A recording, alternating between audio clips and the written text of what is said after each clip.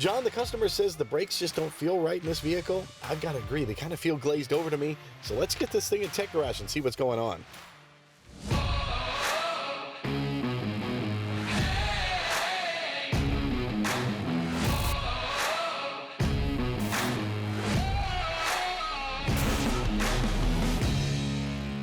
Welcome to Tech Garage, presented by RockAuto.com. Well, we got our Silverado up on the lift, and we took all the wheels off because you always want to do a visual inspection. Kind of looked around, didn't see anything obvious, you know. But Dave, we really need to focus on this disc brake system, and I could sure use your expertise, man. So, well, as I look at this, first of all, I thought it might be glazing over. That's kind of when we were driving it. Maybe there was something on the surface of the rotor. There's not. So this appears to be normal. I looked up here, checked the hard brake line coming in is fine. Looks like the connection's good, and the soft brake line is down here. Now that has to be soft because the suspension, it needs to be able to move up and down, and this needs to be able to move with it. These soft lines are double lined, so sometimes it'll collapse on the inside, the inner liner, and you may not see that.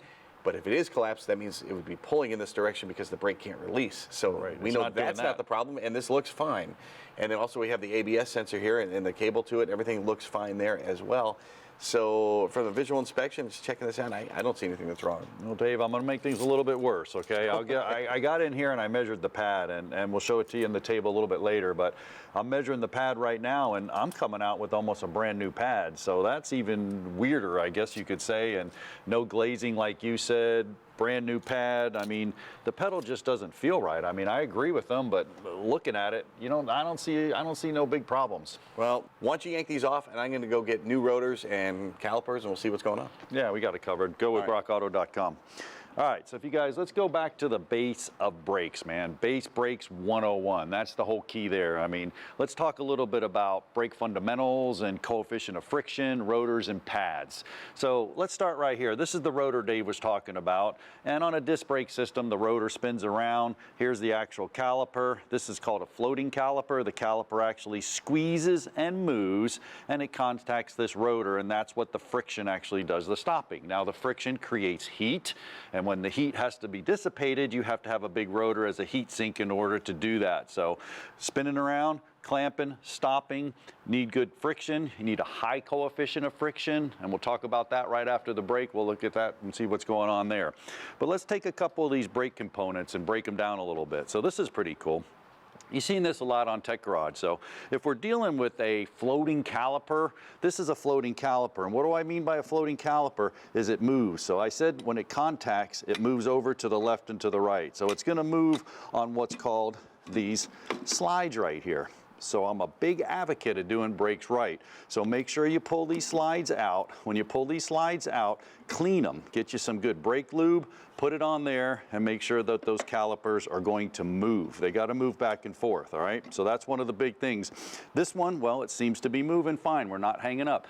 Dave mentioned the brake line. Nothing collapsed there because it's moving. It would be hanging up. Now, you have a sliding caliper. This is another one. Same thing, it moves, but it moves on these slides. So it moves back and forth on these slides to the left or right.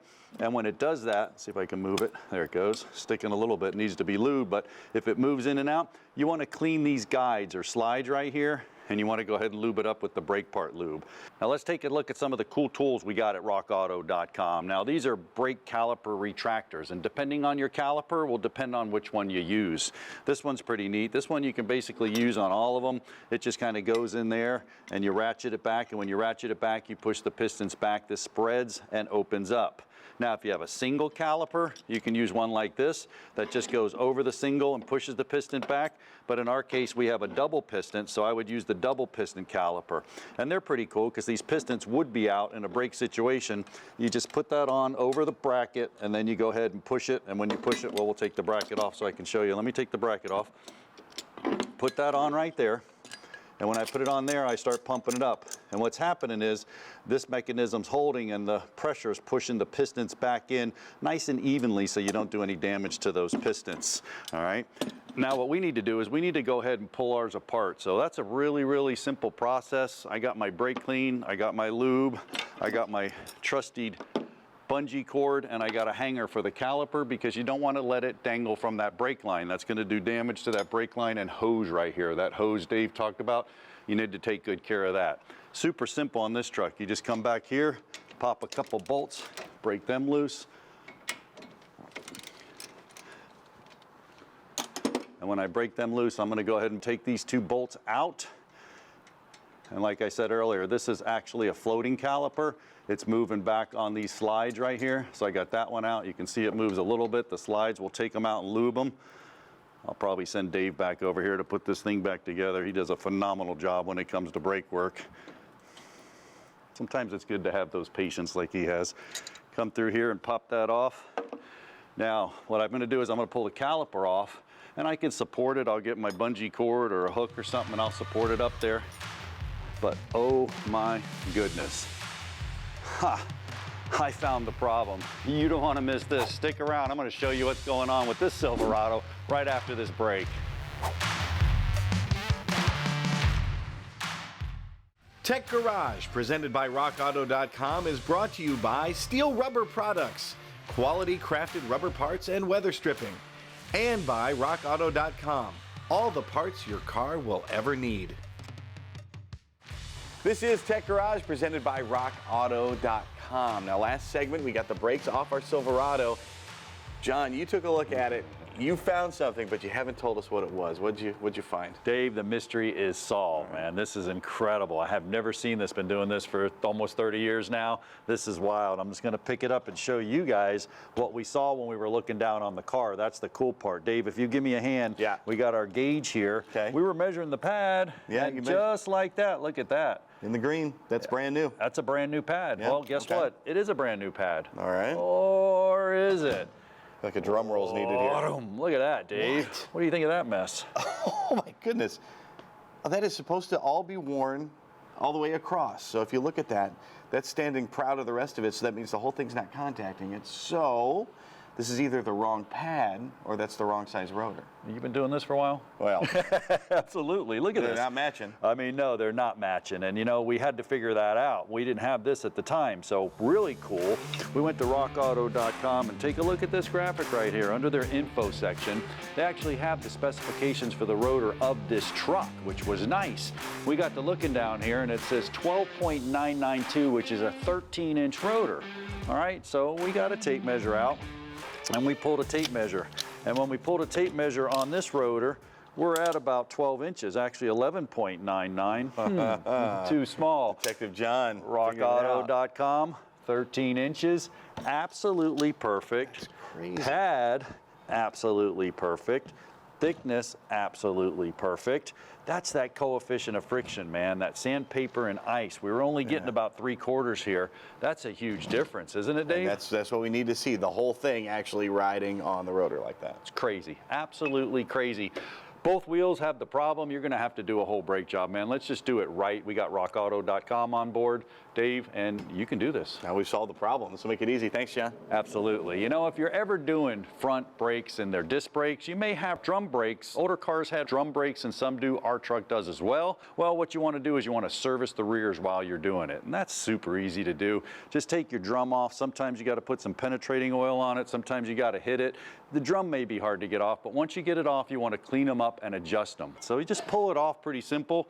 Come over here, take some sandpaper, sand down the shoes a little bit. Once you sand down the shoes a little bit, make sure that the wheel cylinder's not leaking. Spray it with some brake clean it off, and then lube the slides. 1, 2, 3 places. Readjust it, bring it up so it has a slight drag, put it back together, and make sure all the brakes are in tip-top shape. That's what Dave's doing over there right now. He's reassembling the Silverado, but you don't want to go far, because when we come back, we're going to reveal that van interior, man, on our Keep It or Crush It segment. See you there. This is Tech Garage presented by RockAuto.com, and this is a segment we like to call Keep It or Crush It. Unfortunately, Josh didn't get to get the sledgehammer out for this Nissan. We have decided to keep it. Last week, we showed you how we replaced the radiator with a donor radiator from another vehicle. That wasn't too bad. That was really the only mechanical problem. Now, the interior, Josh, a whole different story on this thing. Clearly, this vehicle is an 07. It was well loved for a number of years and lived in by a family of slobs. Yeah. What a beautiful family there. Well, they got good use out of the vehicle. This thing was super nasty when we looked inside. But then we started to look inside that donor vehicle, and we decided that might be the way to go. We just took the interior from that and brought it over to this Nissan. So the seats were where we started. They can be kind of intimidating, at least it appears that way, but it's really not that complicated, Josh. Right, once the trim is taken off the front, really it's just a matter of getting to the bolts. And the trim is one of those things you want to be careful with. It can be frustrating with trying to get to the tabs, but you definitely want the trim back on there to keep it looking nice. You rip a tab, and that's not going to be a happy day when you can't get it back on. You're right. I mean, the trim sometimes is hard to replace, so you want to make sure you preserve the old trim on the vehicle. Once it comes to actually removing the seat, though, just a few bolts there, Josh. Yeah, just 2 in the front, 2 in the rear. It seems like you said, seats can be intimidating. They look big, bulky, and heavy, but just take out the 2 in the front, 2 in the back. You want to be concerned about the electrical connectors. Sometimes you have an airbag connector there that goes into the seat, so you want to be careful with that. It's going to be bright yellow if you have that. We didn't have that. We just disconnected those and then took the 4 bolts out. Wasn't nothing to it. So the only reason we had electrical connections there is because we had the seatbelt detectors just for the alarm for the seatbelt, and also for weight in the passenger seat to let us know if somebody needed to fasten their seatbelt. Once we had those disconnected, just went ahead and took out the 2 front bolts, the 2 rear bolts, and nothing left but to pull the seat out. And that was for the front row. Then moving on to those captain's chairs in the second row. Right, so there's just a little bit of trim work there. It had these little fancy curtains, but also there's like a shock absorber type thing. Looks just like a hood strut. In fact, that's exactly what it is. Just pull the little tab at the top and bottom, and that pops right off. And that's the shock that enables the seat to flip up to give you more right, storage just gives space? it a little spring to pull the seat forward. Gotcha, and just some bolts there on the rear seats as well. Right, you had to take that shock off to be able to get to the bolt to be able to take that seat out. On to the third row. Lucky enough to have a third row in this vehicle. And that was simple because there were no electrical connections there. Right, it's just a spring to pop off, a couple bolts on the side, but with me and Benjamin were able to kind of wiggle that thing out and remove that seat once we got those bolts out. And once we got those bolts out and got that seat out, we found an empty van, and we started to look at this donor van and realized, hey, the carpet's even really good on this. Now, we ordered new carpet from rockauto.com. That came from Auto Custom Carpets, ACC. That's really good, and we had that in case we needed it, but we started to think maybe we can salvage this donor carpet and put it in the new vehicle as well. So we proceeded to remove that. Right, now that all the seats are out, that's really like everything that's holding this carpet down. It's really slid up under a couple other little trim pieces. So really all that's left is just to take out a couple seals and start pulling that carpet out. And the carpet's in 2 sections in this particular vehicle. Right, so the first thing we did was just pull it out from the front, up underneath the air conditioning control console up there, just snugged it out, pulled it out, and me and Benjamin were able to work it out and got that first half removed.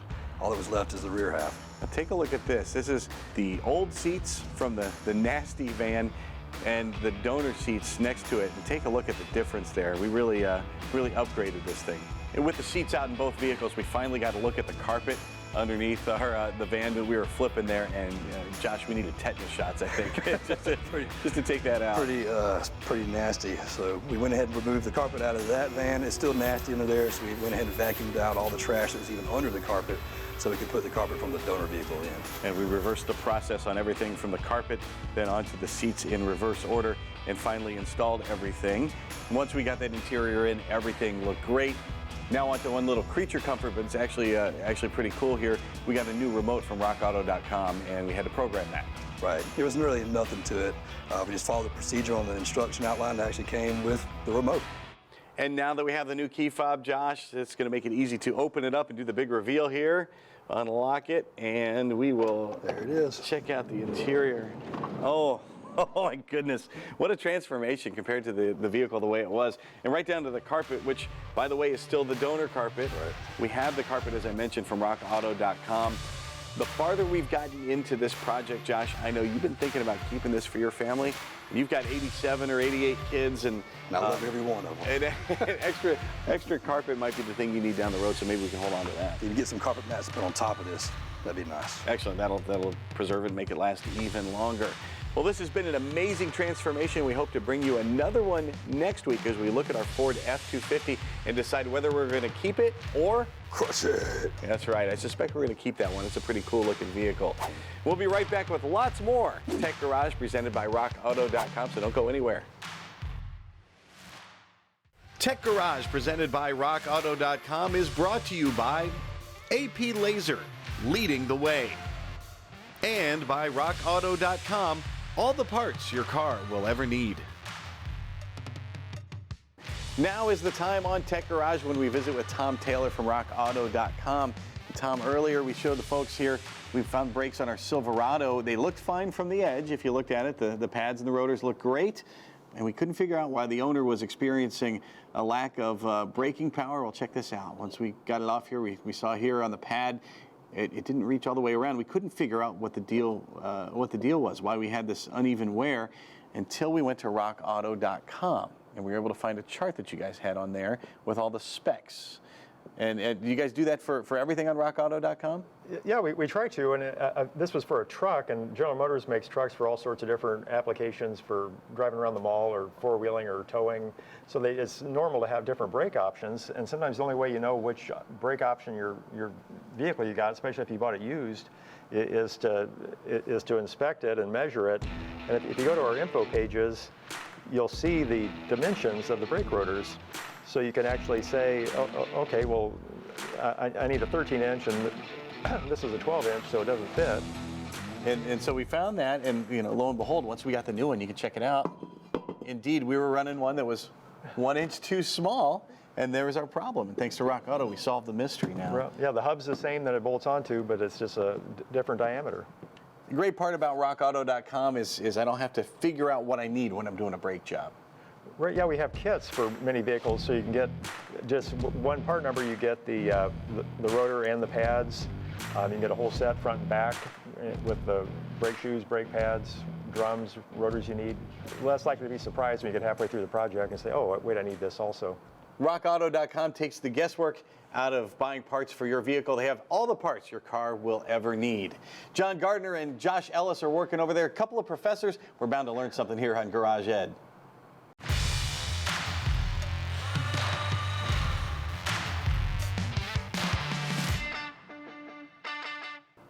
Yep, this is Garage Ed. I'm not Ed, you Ed? No, I'm Garage. That makes me Ed? Yeah. Ed's actually for education.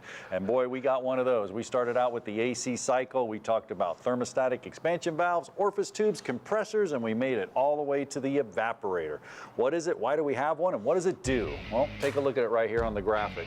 The evaporator is located inside the car. So what's happening, the compressor, once again, is pressurizing that refrigerant in a actual gas form. It goes around to the condenser, changes states to a liquid, all the way up to where it goes to the control vise, where it changes pressures. After it changes pressures, it goes to the evaporator, and that's where it actually needs to change back into a gas, and that's where it grabs the heat from inside the car, jumps on the refrigerant, and takes a ride back into the cycle. Now, where is it? Well, there it is right there on the other graphic. You can actually see the evaporator in the case duct system. The heater core and the evaporator, depending on the temperature doors, is going to depend on where the air flows. So if you want it to go through the evaporator, that hot air from the car is going to jump onto that evaporator. They're going to take a ride and get rid of the hot, and thus you're going to feel cooler. But Josh, it really doesn't do it justice there on a graphic, man. I wish I had a case duct system. Oh, what do you know? I spent 3 hours upside down and got one out of a car for you. Boy, you are a trooper when it comes to Tech Garage. You guys want to see this. It's actually located up under the driver's side or the passenger side. This one in the case in the passenger side of the vehicle. So you are upside down, and it's located in the car. So not too easy to get to. But if we pull this cover off right here, you can see the first component I talked about. This is actually the heater core. If I take the heater core out, and below that, with coolant dripping all over Josh's head upside down and everything else, bam, there it is. There's our evaporator located in the case duct system, usually inside the car. There's some old school ones that are outside the car. You can see on the truck, the old pickup truck, it's actually located outside there, right up under the actual bulkhead of the car. But Josh, you got a couple of tricks for us. First trick I'm going to tell you is called a field test, okay? And what that is you just go to the lines. This is going to be at your bulkhead. So the whole point of the AC system is really to get this evaporator cold so I can transfer the heat from the cab to the evaporator to take it outside. So if my lines are cold, that means my AC system is working how it's supposed to. If my lines are cold and inside the cab still blowing warm air, that lets me know it's not my AC system, it's something internally with a blend door or something like that going on that's not functioning correctly. You can also shoot the temperature. It should change a little bit, right? Right, you can take a pyrometer, shoot the lines go, one line going in is going to be cold. It's going to go through the evaporator is going to take on heat, so the line coming out will be less cold. So the whole point is, once again, we're taking the heat from inside the car, it's taking a ride on the refrigerant to the outside, and we're throwing it away. Speaking of taking a ride, we need to take a ride. Tell you what, John, this truck is fixed. These brakes feel much better. They're stopping a lot better. You're gonna put me through the windshield. Sorry about that. And Dave, you know, it was perfect when you did the bed-in process. That's huge. Everybody wants to stop 50 times because they got new brakes. Don't do that. What you want to do is you actually want to go about 35 miles an hour, come to a stop with some moderate braking, but don't come to a complete stop. Speed up to 55, do it again a few times. Kind of a harder stop, but once again, don't come to a complete stop. Then you can go 4 or 5 times and drive it. Drive it for at least 5 or 10 minutes. Let it cool down without stopping. You don't want that resin to transfer over to the rotors or kind of build up on those pads. And then just park it, let it cool for an hour, man. These things will be in tip-top shape. Dave? John, I think this is a perfect time for a road trip. We'll keep this thing rolling. Hey, I'll tell you what, let's go eat lunch. We'll leave the crew there. And hey, you guys join us next week. There'll be plenty more Tech Garage brought to you by RockAuto.com.